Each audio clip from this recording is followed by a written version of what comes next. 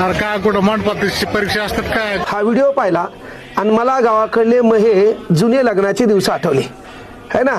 लग्नाला जेवायला जाणं, झालरी मंडप असणं, पाहुण्याला पत्रवळी असणं आणि आपल्याला आपल्या घरचं ताट घेऊन जाणं, जेवणं बंबाट आणि ताट धुणून वापस येणं. तर हे जे झालरी मंडप आहे हा लग्नाच्या पंक्तीचा नाही, तर हा 10वीच्या बोर्डाच्या पेपरसाठी केलेली व्यवस्था आहे.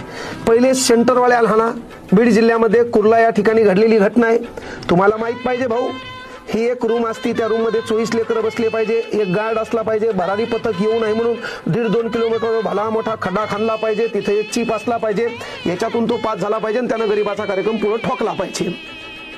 देशाला महासत्ता बनवायची, मग या देशातल्या 10वीच्या लेकरांचे तुम्ही शुल्क घेता, त्या पेपरची व्यवस्था तुम्ही करू शकत नाही. त्याच्यानंतर पालक विचारला तुम्ही डायलॉग घालता की अचानक पोरं जास्त आले. याचं कारण पोरग तू शहरामध्ये चांगल्या कोचिंग क्लासेसला ट्युशन करायले आणि त्याला चांगले मार्क पडावे म्हणून त्याचं तू कॉपी सेंटर निवडायला. माहीन टायमाला असे लेकराचे वांदे व्हायलेत का नाही, याला दोषी यंत्रणा प्रथमता पालक आहे. आम्हीही कॉपी सेंटरवर पास झालो, पण नंतर कळलं जीवनात मोठं होण्यासाठी खरा अभ्यासच कामा येतो बरं का. म्हणून शासनाला विनंती आहे, सेंटरवर कारवाई करा.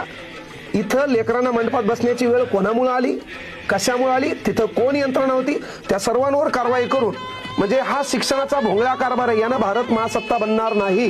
लेकरांची ही व्यवस्था या देशात होत असेल तर अलीकडे तुम्ही आर्थिक बजेटमध्ये 1,39,200